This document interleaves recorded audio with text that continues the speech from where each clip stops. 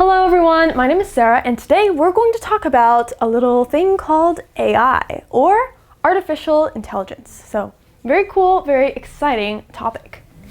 So the title of this article is AI is now smart enough to admit when it can't be trusted. So how many of you own an Apple smartphone? How about Android? Do you have a Google Home somewhere in your house?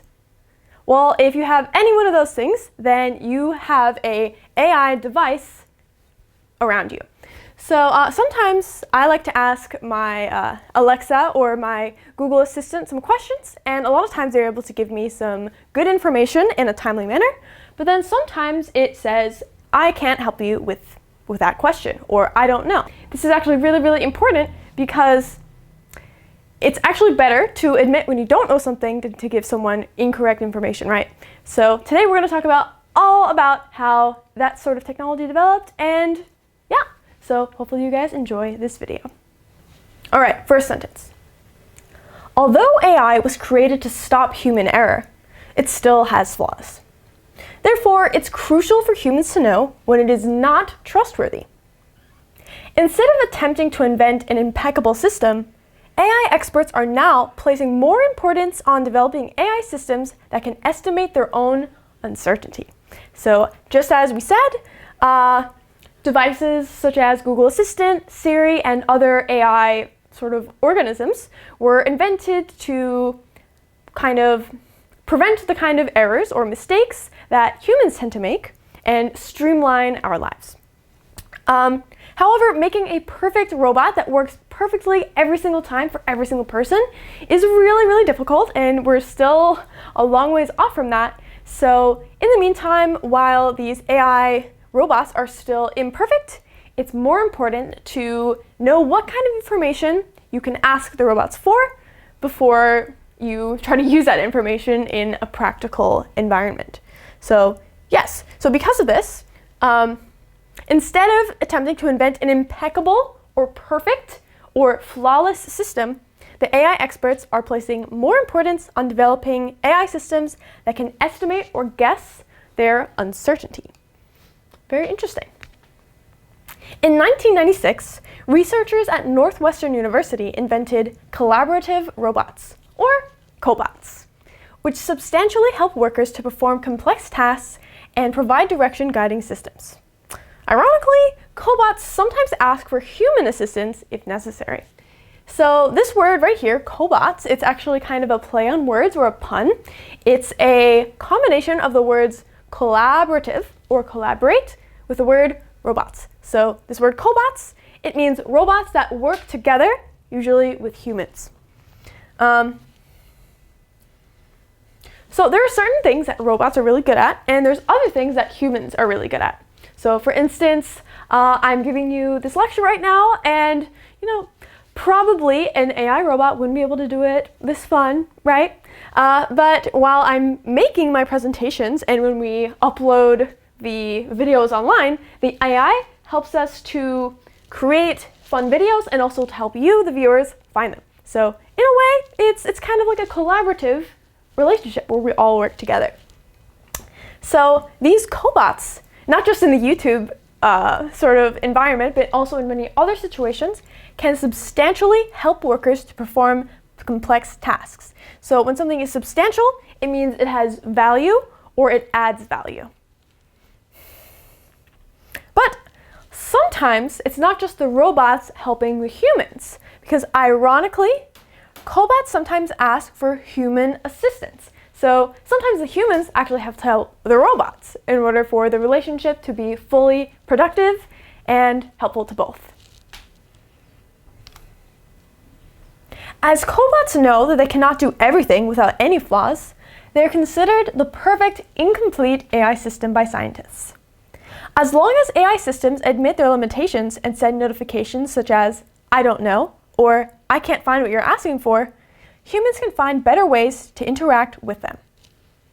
So in the past, a lot of robots, or for instance, the voice recognition systems I just mentioned, Siri or Google Home, sometimes they would misunderstand what you're saying, and instead of just saying, I don't know what you just said, they would try to make a guess and then sometimes give you crazy information based on that.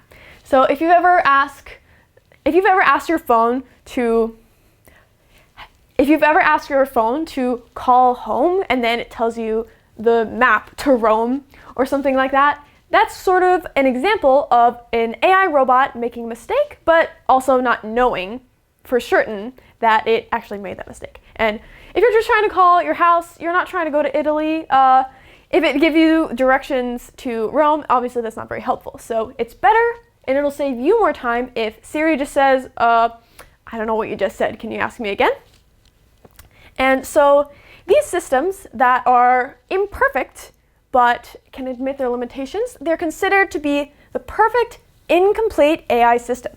So we don't have fully complete AI systems yet.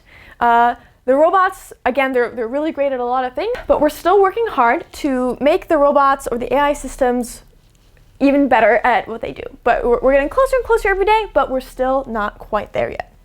So as we just said, as long as the AI systems admit their limitations or the things that they can't do, then the humans can interact with them even better. Okay, so I've been talking a lot about smartphones in this situation, but in fact there are many other ways that you can use artificial intelligence to assist you in your work. For instance, a lot of doctors will use artificial intelligence in order to speed up the process of diagnosing and treating patients with certain rare diseases. However, obviously in this sort of context, it's really, really important that the AI is either extremely accurate or can admit when it doesn't know something, because if you give someone the wrong diagnosis, they might get the wrong treatment and it can make them really hurt or sick, or sometimes they could even die. Okay, so I've been talking a lot about how this sort of thing is relevant to digital assistants such as Siri or Google Home or Alexa, but there are other situations where this would be very helpful as well. For instance, a lot of doctors will use AI in order to diagnose and choose a treatment plan for patients with certain rare diseases. So let's learn about that in this sentence. Imagine a medical researcher diagnosing an arcane case with the aid of AI. It must be disappointing if the AI system fails to do its job, when the researcher instructs it to look at all the relevant information around the world to find the correct treatment. So obviously, like I said, there are things that AI and robots and computers do super well, such as look at tons of information from all around the world, scan a huge database, and figure out what information is relevant or important to the question that the human user is trying to solve. But sometimes if the input into the AI is not adequate or enough, the output is not really going to give you the information that you want. So in this situation, it's better for the AI to simply express, I can't find the information that you're looking for. And this is especially preferable to a situation where the AI, it doesn't find the correct answer and it just gives you a wrong one. This is very dangerous because if you misdiagnose or mistreat certain diseases, sometimes it can lead to worsening health outcomes or even death. So we have to be super, super careful with this one.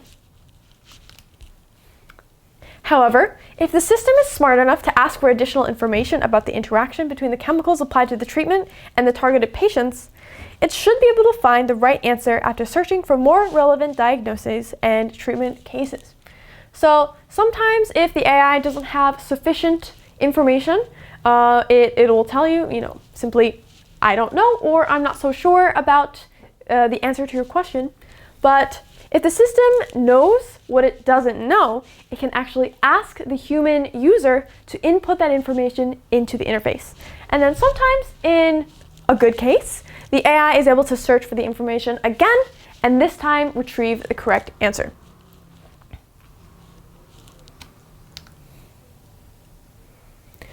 Furthermore, the ability to interact with humans when machines cannot provide the answer immediately may create opportunities for new research areas.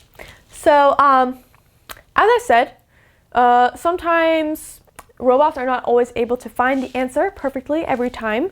And if there's a specific group of questions that are all related to each other and the robot keeps saying, I don't know, I don't know, I don't know, then that sort of, it signals that perhaps we should be devoting more resources, time, or money into doing experiments or research about those topics. Because, I mean, the AI, it only functions if you put in the right information in order to find the correct output. So if there's not enough input, the robot obviously can't do its job.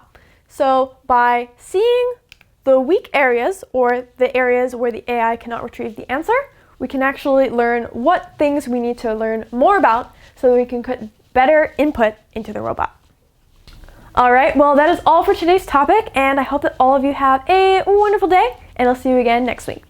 Bye!